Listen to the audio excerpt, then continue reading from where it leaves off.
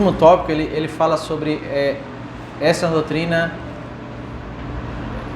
e ele usa uma relação dessa doutrina com o mistério. Existe um mistério, né?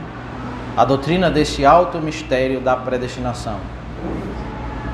E a outra coisa é que a gente precisa, no tópico 8, né? A compreensão dessa doutrina, ela nos leva para a reverência e a admiração de Deus. Esse é um ponto. Para onde tem nos levado a reflexão nessa doutrina? Isso é algo interessante nós meditarmos. Para onde ela tem nos levado, né?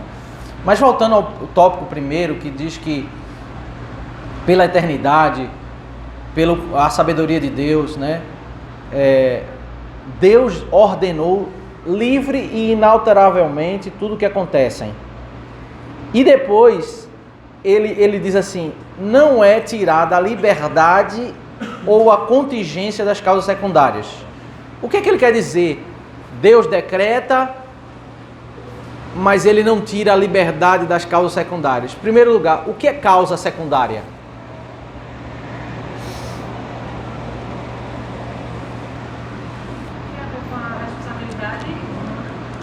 Sim. Por que ele chama isso de causa secundária? Porque o fato de ele não ter escolhido não tira a responsabilidade da pessoa. Não ter escolhido para eternamente com ele, para ficar eternamente com ele. Mas assim. É condenado, né? O fato de ele ter condenado não tira a responsabilidade da pessoa. Não é? Condenado não é. Tá, mas assim, vamos tentar citar um exemplo para ficar mais claro o que seria uma causa secundária. Na Segunda Guerra Mundial, o que seria uma causa secundária?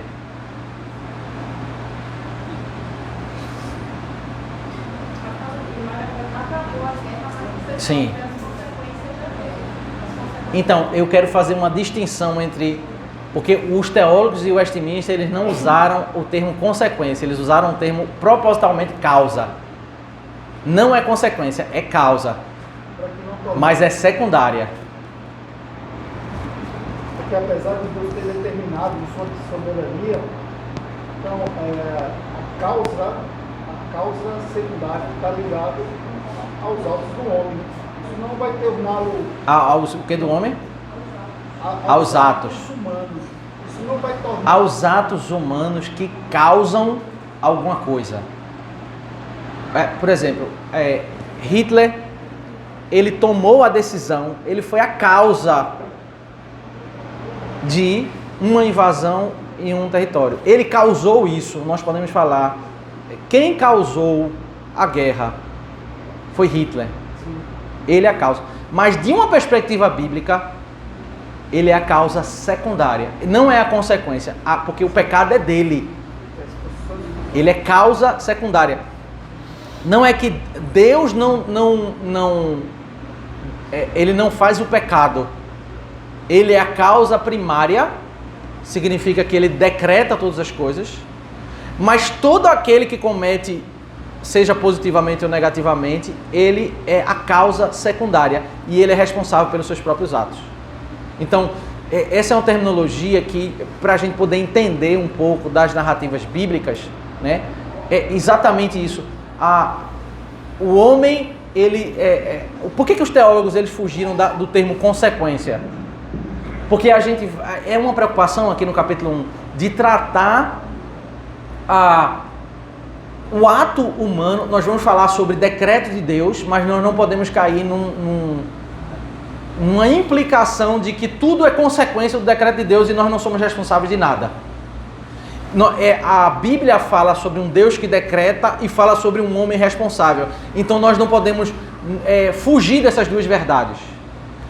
Por que usar a palavra mistério? Porque o objetivo de nós meditarmos na palavra de Deus não é compreendermos todas as coisas, porque nós não compreendemos e Deus não explica todas as coisas. Existem coisas explicadas, existem coisas não explicadas. Nós vamos apenas afirmar aquilo que foi explicado. O que nós não compreendemos, nós não compreendemos. Deus não explicou. O que eu não posso é negar aquilo que foi dito, porque eu não compreendo profundamente. Eu preciso afirmar que isso é uma verdade revelada por Deus. Agora, além disso, eu compreendo tudo? Não compreendo tudo. Existe um mistério. Existe um mistério. Nós somos limitados a compreender aquilo que foi revelado na palavra, e somente isso. Nada além do que está na palavra. Então, os teólogos, eles tiveram... Por que muitas dessas proposições aqui, elas surgem? Elas surgem em um primeiro movimento de falar aquilo que o texto diz e refutar aquilo que não é o que o texto diz. O que os homens comumente começam a falar. Então, o tópico 1 fala sobre Deus decreta. Efésios capítulo 1 diz Deus decreta todas as coisas. O Salmo 139 diz que antes que eu nascesse estavam escritos todos os dias da minha vida. A Bíblia fala sobre um Deus que decreta todas as coisas. Mas o que eu quero dizer quando eu digo que Deus decreta todas as coisas? Eu quero dizer que eu não tenho mais liberdade. Eu quero dizer que eu não sou responsável pelos meus atos. Mas aí a Bíblia diz em Gálatas 6:7 que o homem vai colher aquilo que ele planta. De Deus não se zomba, o que o homem plantar ele vai colher. Então a Bíblia ensina as duas coisas. Deus decreta e o homem é responsável. Então eles compõem um texto dizendo, olha, Deus decreta, mas a vontade do homem não é violentada. Não é tirada a liberdade ou a contingência das causas secundárias, antes estabelecidas. Deus é quem decreta, mas você é que escolhe se levantar cedo, chegar no horário no trabalho ou tomar a decisão de dormir até tarde, e você vai ser responsável por isso. Você é a causa. Não coloque isso na mão de Deus, não. Você é a causa disso. Aí eles usaram o termo causa primária e causa secundária, mas não consequência. Eu não posso viver uma vida e dizer assim, a vida já está tudo escrito mesmo, eu não sou responsável por nada. Não, você é a causa. E a Bíblia trata, é interessante que a linguagem bíblica, né? Orai, pedis e não recebeis, porque pedis mal. Tem uma explicação porque vocês não recebem.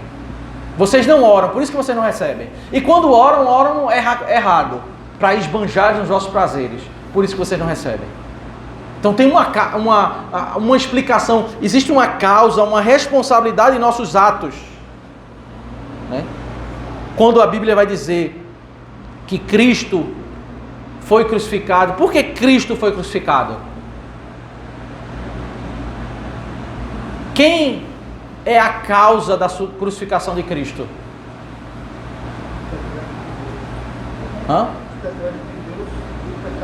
A causa primária é Deus que decretou. Mas quando Pedro está pregando lá em Atos 2, ele diz, vocês crucificaram Cristo. Foi vocês, a culpa foi de vocês.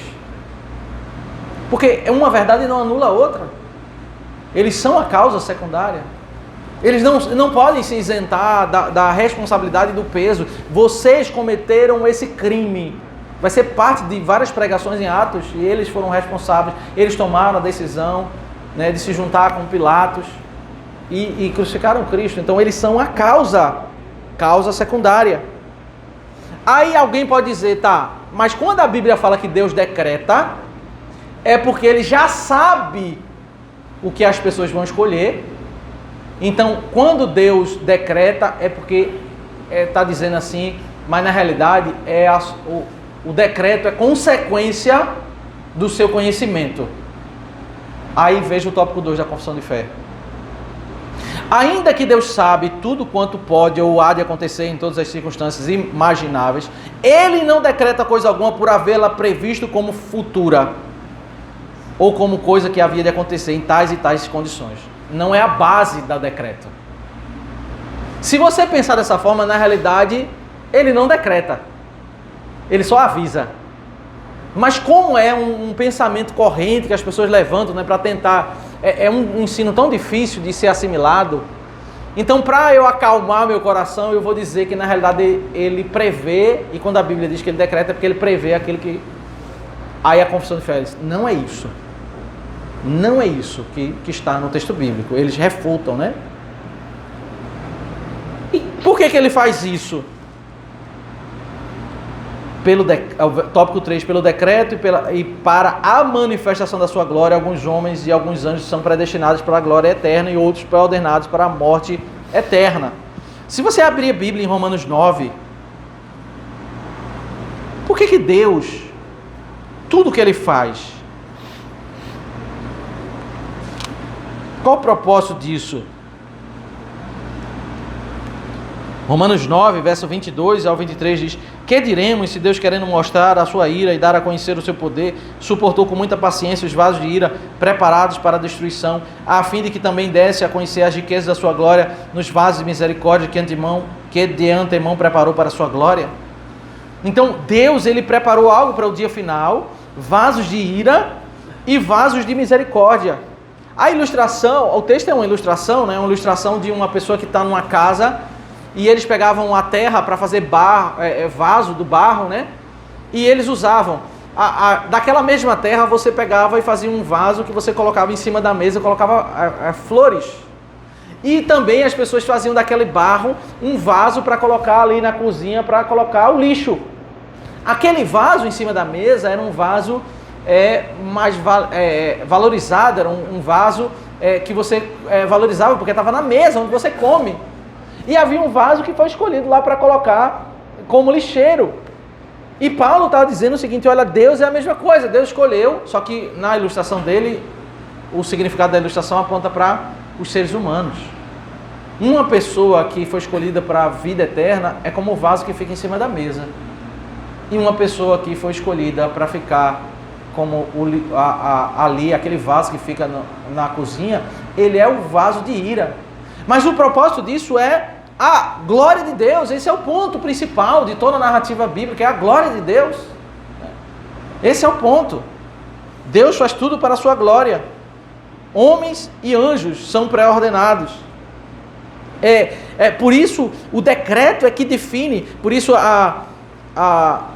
o tópico 4 da confissão de fé fala que esse número, ele é determinado, é definido. Não é a história da humanidade, não é a escolha dos homens que vão mudar. Por isso que há um tópico, né, na teologia reformada que fala sobre eleição limitada.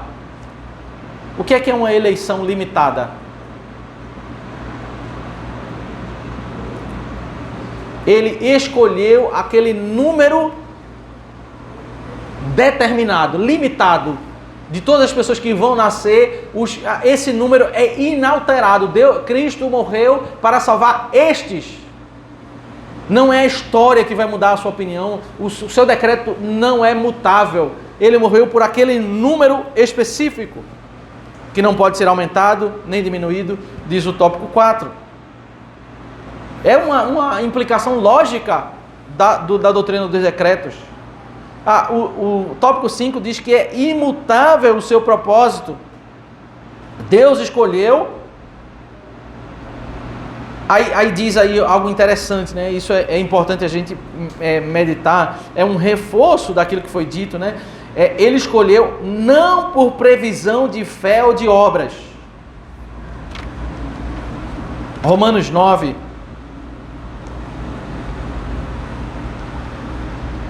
Versículo 11 diz: e os gêmeos não eram nascidos, nem tinham feito bem ou mal, para que o propósito de Deus quanto à eleição prevalecesse, não por obras, mas por aquele que chama. Então Deus escolheu, os gêmeos estavam nascidos, não tinham praticado nada. Deus disse: esse aqui vai ser salvo e esse aqui não vai ser salvo. Gêmeos de um mesmo ventre, ali no contexto do nascimento. Paulo está explicando exatamente esse mistério da predestinação, dizendo não é por previsão, não é naquilo que está no homem. Deus não somente decreta a eleição, mas Ele decreta os meios. E aí o tópico 6 fala exatamente sobre os meios.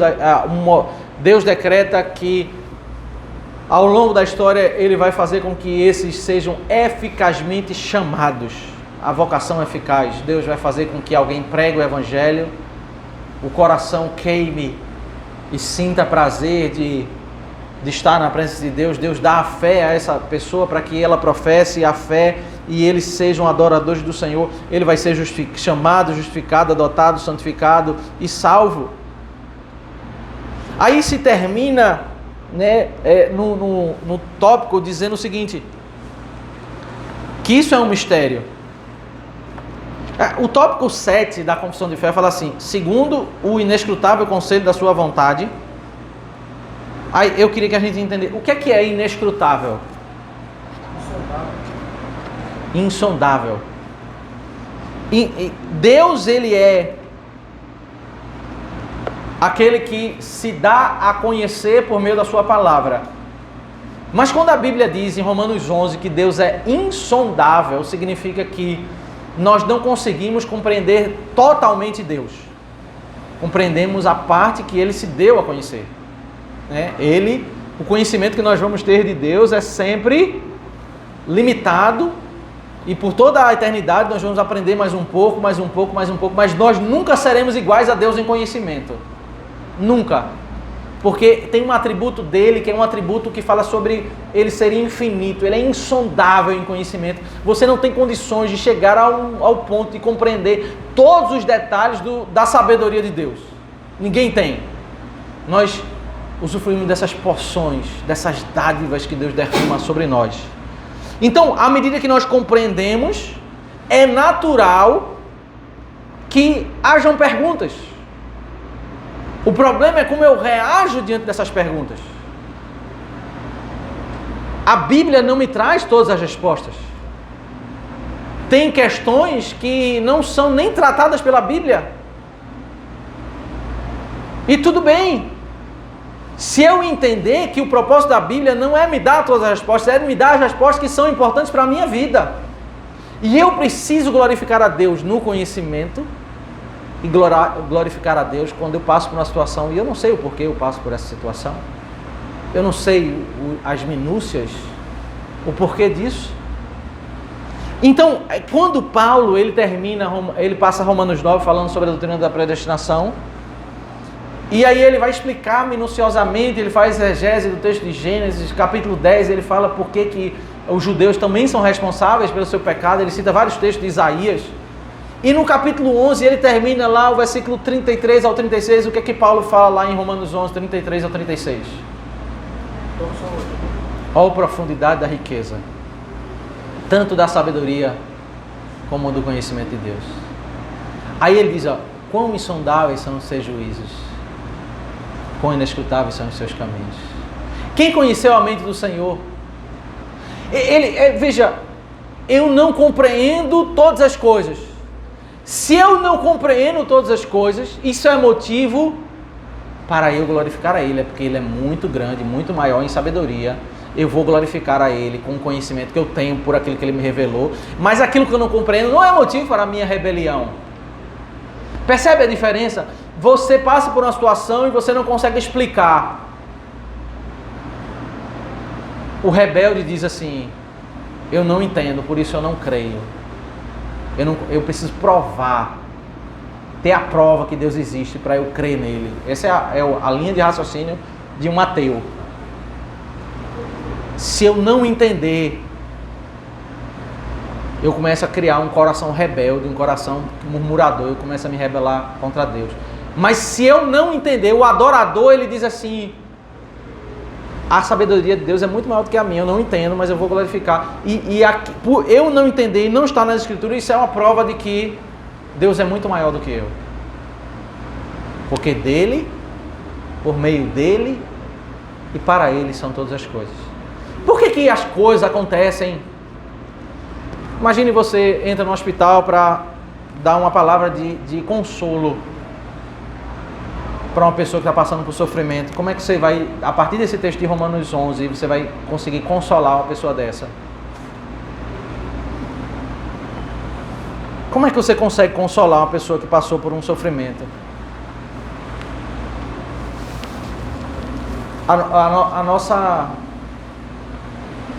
As nossas pastorais, né, quando você está aconselhando uma pessoa, ajudando uma pessoa que está passando por uma crise, isso vai refletir muito a nossa teologia, né? Aí às vezes a gente quer, na maior das intenções, a gente quer dizer assim, vai dar tudo certo, os seus problemas vão ser tirados, né? Eu lembro quando a gente estava no hospital, que a gente perdeu a nossa primeira filha, a enfermeira, na melhor das intenções, ela disse assim: Deus vai dar outro. Deus deu outro pela sua graça. Não tinha obrigação de dar outro. Não tinha obrigação. E não é a forma correta que nós podemos aconselhar, consolar uma pessoa, né? Aí Paulo diz assim, olha, porque dele, por meio dele e para ele são todas as coisas.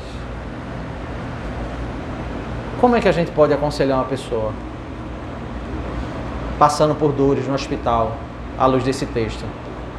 Como é que essa teologia me ajuda, né, de forma prática, a levar uma palavra de consolo para uma pessoa dessa? O que Deus faz é bom, perfeito e agradável. E tudo com um propósito, né? Uhum. Com um propósito. Tudo é para a glória dele. Por algum motivo tem isso que está acontecendo. É para aprendizado, é para fortalecimento.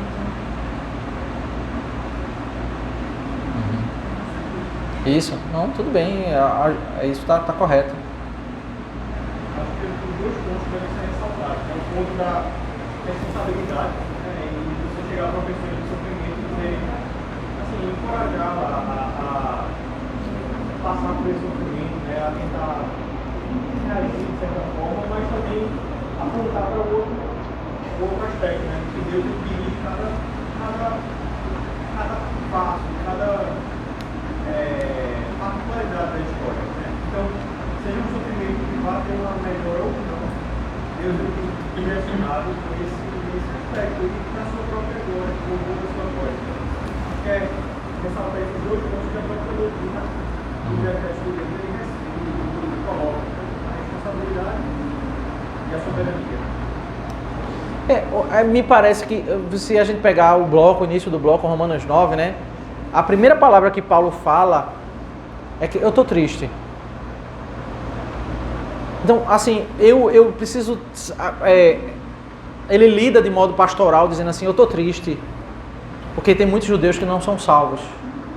Isso é uma realidade, né? Ele vai levar uma palavra de consolo e dizer assim, olha, eu estou passando por isso, é uma tristeza no meu coração, mas eu preciso entender o porquê que eu estou passando por isso. Por que existe? Qual é a explicação disso? É que Deus decreta todas as coisas. E a minha vida e a sua vida não está no centro da história. A gente precisa só ponderar, não sair do sofrimento para achar que o mundo é um caos. Quando eu perco uma coisa e eu acho que o mundo é um caos, é porque eu acho que eu sou o centro da história. Que tudo tem que girar ao meu redor. Que eu não posso viver com aquela situação. Então, Deus, eu sofro, isso vai mudar o meu sofrimento? Não vai mudar, eu vou sofrer porque eu perdi algo, mas eu começo a lidar com o sofrimento de uma perspectiva distinta. Dizer, olha, Deus é dele, ele decretou, é por meio dele, ele é quem faz todos os decretos, todas as obras ao longo da história, e o objetivo final é ele ser glorificado, é ele ser exaltado. Então eu começo eu vou tentar levar uma palavra de consolo certamente para uma pessoa que está no hospital, para dizer o seguinte, olha, é triste, vamos orar, vamos buscar força no Senhor, mas nós temos que adorar, que Deus é quem decreta todas as coisas, né? Deus é...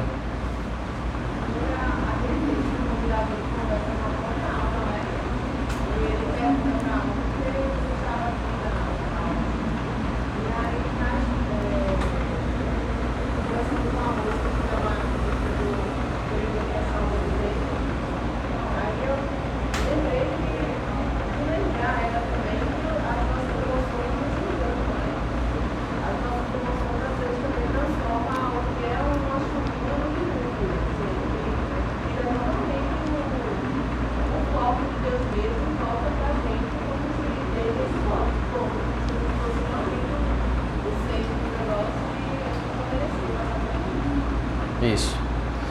E, sim. Eu lidava de uma forma diferente. Eu estou fazendo a visita, né? No irmão, tá? Eu acho que tive um entendimento maior que eu contigo.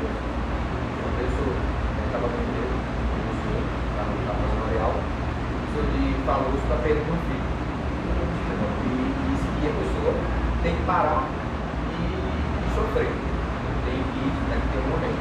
Você não pode passar a vida inteira sofrendo, porque você vai botar esse filho no lugar de Deus.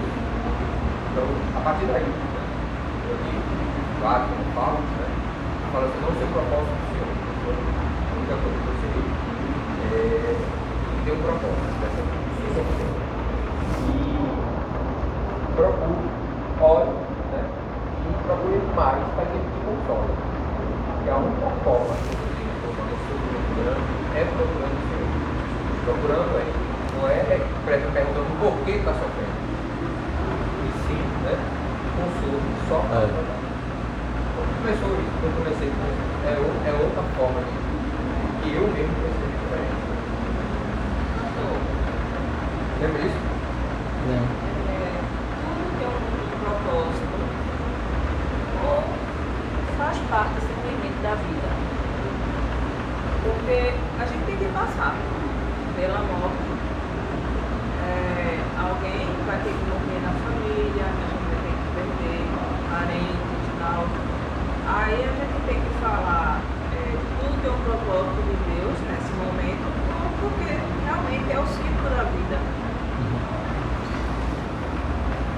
Tudo tem um propósito. Eu acho que às vezes a gente, na hora da crise, a gente foge de uma coisa que talvez está na nossa mente, está até incluída nessa frase, mas assim, tudo na vida tem uma causa primária. E a causa primária é o decreto de Deus. O maior terrível sofrimento que nós passamos, a causa primária é Deus. Você sepultou uma filha, você fez qualquer coisa, qualquer tragédia. Qual é a causa primária de tudo isso? É Deus.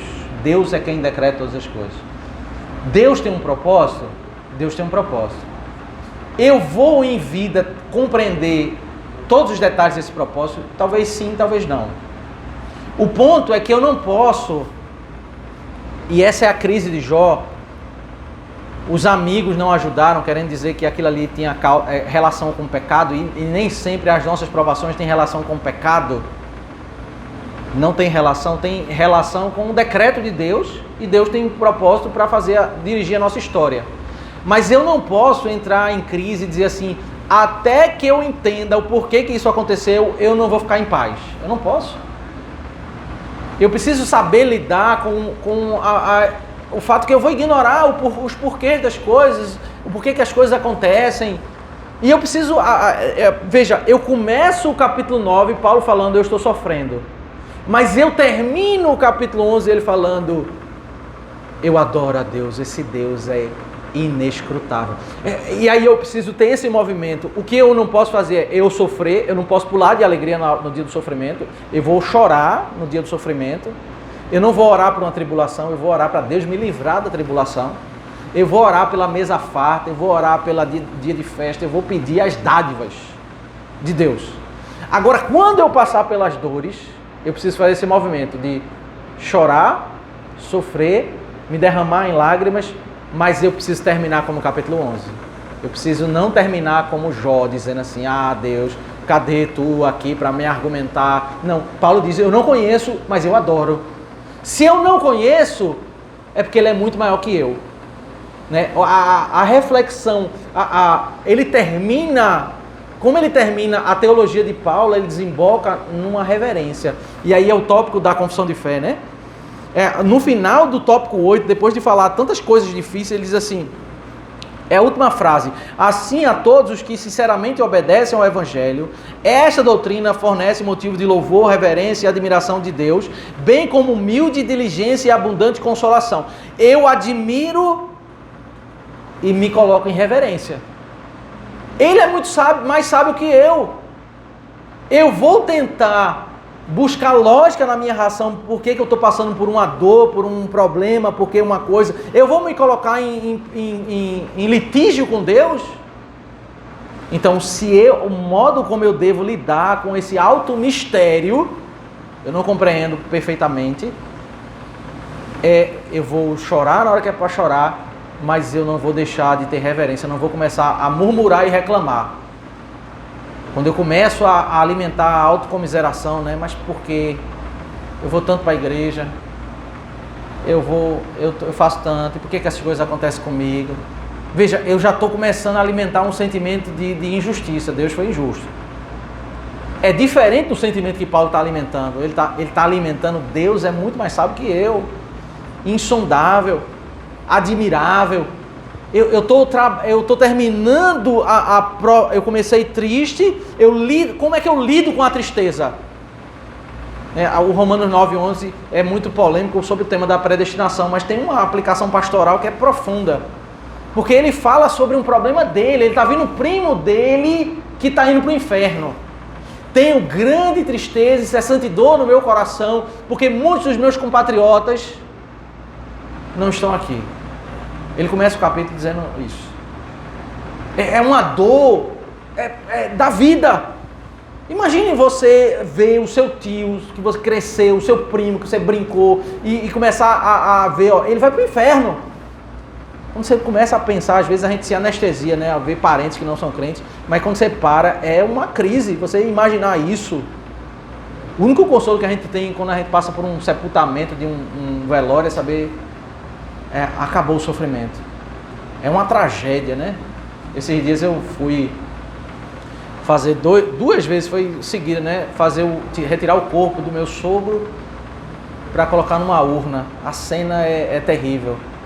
2 semanas depois, fazer com a minha filha, tirar o caixão da minha filha para os ossos, colocar numa urna. É uma cena chocante. Mas o que consola a gente é a esperança. Agora imagine você lidar com um parente que não tem essa esperança. É uma cena muito mais terrível do que essa cena, porque essa cena você encontra consolo na esperança. E a cena do cidadão que... É o que Paulo está passando em Romanos 9, ele está dizendo, eu vejo meus compatriotas que vão para a eternidade sem Cristo. Aí como é que ele encontra consolo? Ele encontra consolo na teologia. Deus, tudo que ele faz. Eu não tenho todas as explicações, mas eu sei que ele é insondável.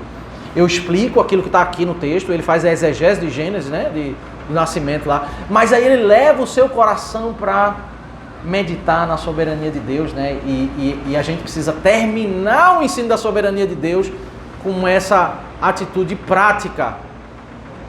Eu entendo o decreto de Deus, significa que eu não preciso ir para a igreja porque Deus decretou tudo. Veja, eu comecei a meditar em Romanos 9, mas eu não terminei onde Paulo terminou. Porque Paulo termina de joelhos adorando. E eu me desviei no meio do caminho. Eu peguei uma viela no meio do caminho e eu me apartei. Então o ensino bíblico, a verdadeira compreensão da doutrina dos decretos de Deus, ela me faz terminar em Romanos 11. Que é como a confissão de fé diz. Eu termino com reverência. Tem gente que diz assim, né? Eu já vi muito. Eu não creio em um Deus que não dá misericórdia a todas as pessoas. Eu não quero um Deus, né, que escolhe alguns para ser salvos. As pessoas chegam a esse tipo de ousadia. Então, ela ao ouvir a doutrina da predestinação, elas se rebelam. Então, a confissão de fé ela tá nos levando a ter uma atitude. Não é somente a minha mente que precisa ser conquistada. Até porque quando a mente ela consegue apreciar corretamente a doutrina da predestinação, ela vai me levar para uma adoração. Ela não vai me levar para libertinagem, ela não vai me levar para uma vida equivocada. O Paulo que ensinou Romanos 9, ele vai percorrendo e ele termina no Romanos 11. Reverência. E parece que esse é o ponto daquilo que os comentaristas da confissão de fé, né, eles fizeram, né? Ficou claro isso?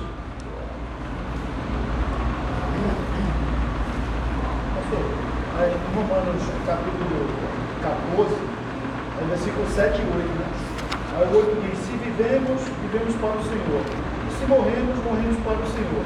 Assim, quer vivamos, quer morramos, pertencemos ao Senhor. Então, creio que toda a crise existencial começa em não crer nem aceitar a soberania de Deus, os decretos de Deus. E entender que eu não sou nem protagonista, nem o roteirista da minha própria história. Mas quando resignado... Isso é tão difícil, né? Eu acho que o cerne da crise é esse. A gente acha que a gente é o protagonista da história, né? Mas conclua. Então, quando eu resignado, eu posso descansar, que o mesmo Deus que decreta é o mesmo Deus soberano e os seus atributos são imutáveis. Aí eu posso descansar. Ainda que eu chore no dia que eu vou sepultar o meu pai, ainda que eu chore quando eu perco uma coisa, a doutrina não me faz insensível às dores, né? A alegria que a gente sente quando a gente come um bom sushi, a gente tem emoções.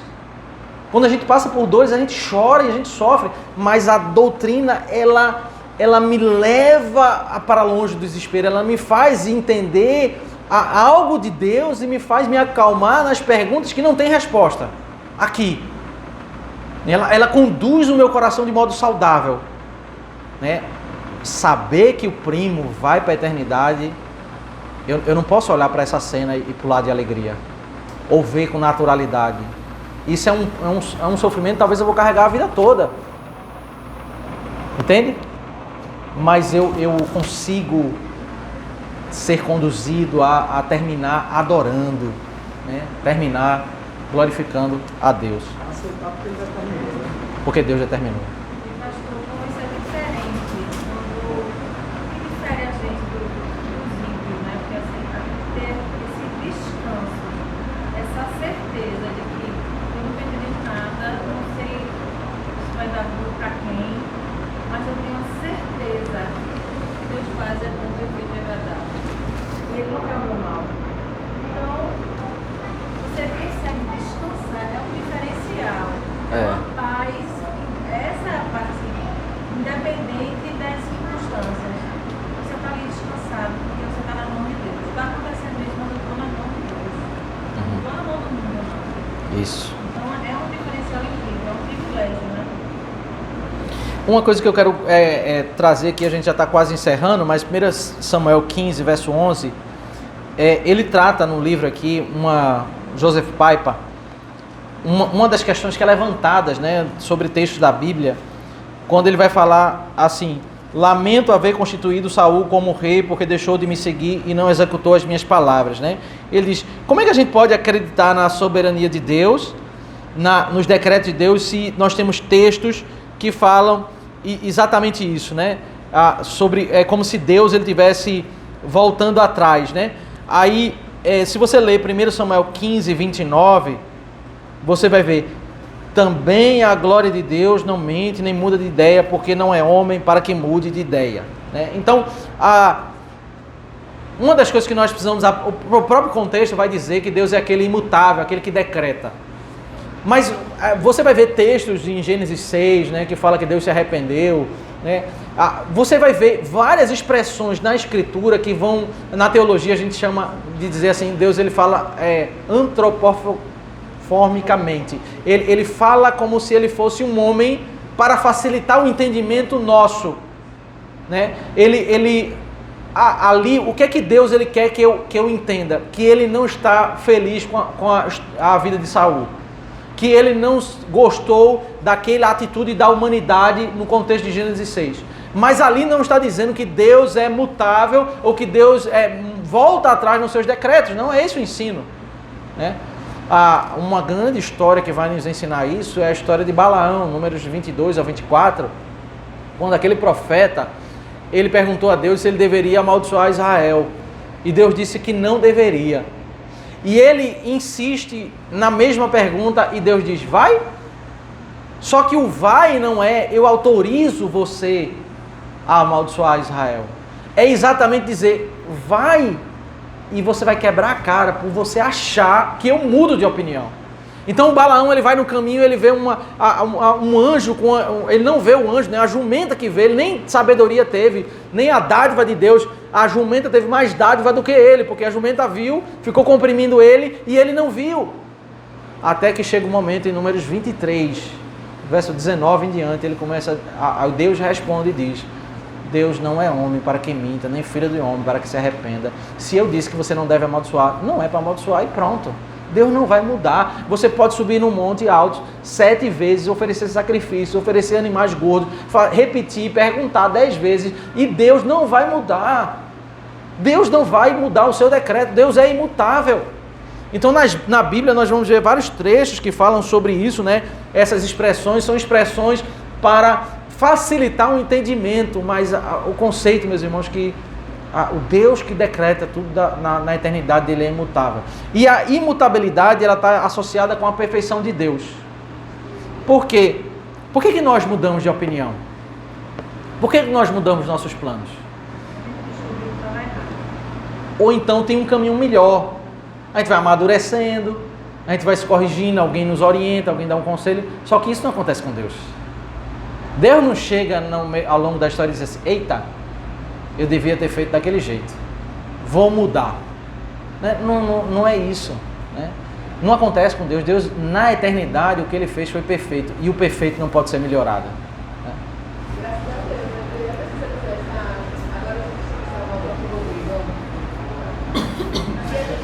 Já pensou se Deus ouvisse as nossas orações, todas as nossas orações? Estávamos destruídos. Se Deus te desse tudo que a gente quer, graças a Deus que o Senhor nos preserve e Ele nos dá. Imagine se nós dessemos tudo que os nossos filhos nos pedem. Na mente deles é o melhor, né? Daniel diz assim, mamãe, quando eu for pai, eu vou deixar o meu filho ver tablet 24 horas. Ele diz isso. Porque na mente dele, esse é o melhor.